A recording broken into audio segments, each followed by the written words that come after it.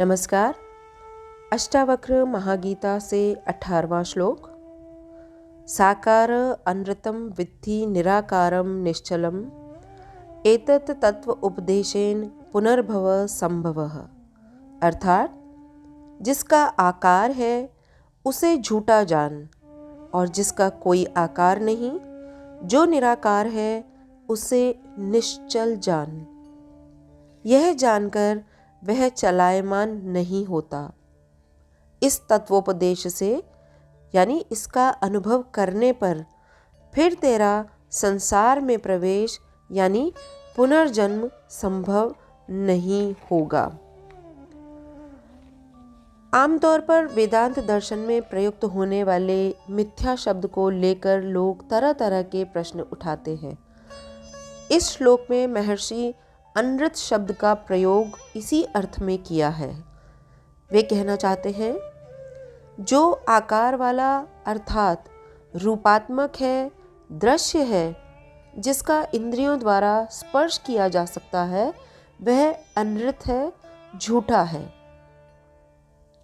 नहीं है ऐसा अर्थ लगाना गलत है।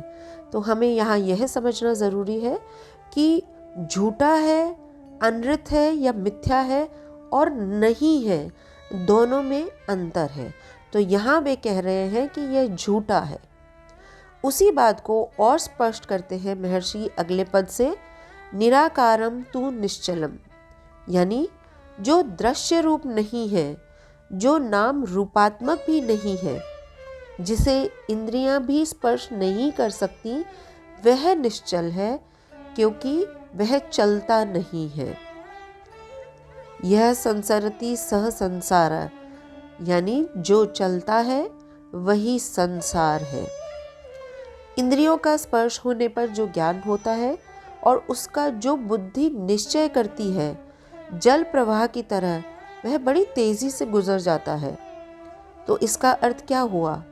इसका अर्थ हुआ जो प्रत्येक क्षण चल रहा है वह मिथ्या है, वह अनृत है। तो फिर सत्य क्या है?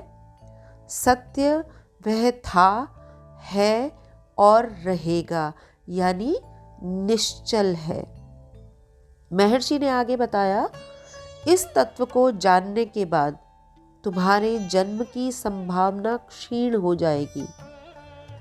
और जब जन्म ही नहीं तो फिर मृत्यु कैसी? अर्थात इन दोनों का ही कारण देहाभिमान है, और यह देहाभिमान ही अज्ञान का परिणाम है।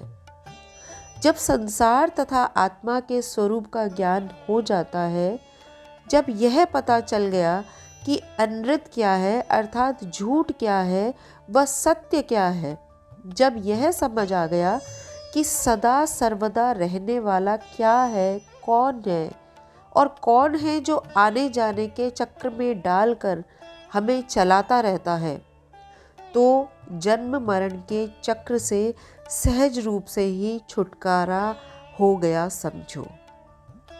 तो महर्षि यही बता रहे हैं इस श्लोक के द्वारा कि मिथ्या क्या है, झूठ क्या है और सत्य क्या है।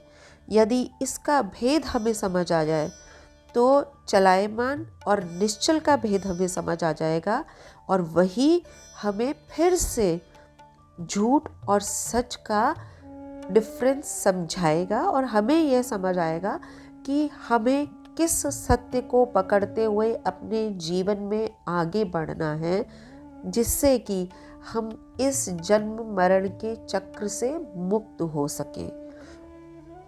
यह अलग बात है कि हम उसको कैसे देखते हैं। हम यहाँ की इच्छाओं में, विषय वासनाओं में ही रहना चाहते हैं, भोगना चाहते हैं, यहाँ वो बिल्कुल बात नहीं कर रहे हैं।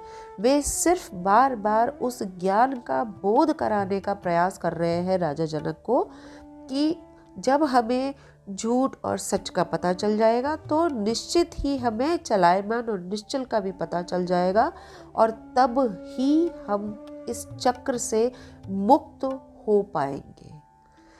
तो मित्रों, हम उम्मीद करते हैं कि आप स्वस्थ हैं, प्रसन्न हैं, और ज़रूर आपको ये जो हमारे सत्य के मार्ग पर जो हमारा प्रयास है आपको पसंद आ रहा होगा। अगर आपको पसंद आ रहा है तो आपसे निवेदन करेंगे कि चैनल को लाइक और सब्सक्राइब ज़रूर करिए और इसी तरह हमें अपना प्यार और दुलार देते रहिए और अपने मित्रों परिचितों को भी इस सत्य के मार्ग पर अपना हाथ पकड़ करके ले चलिए। धन्यवाद। नमस्कार। हरिओम तत्सत।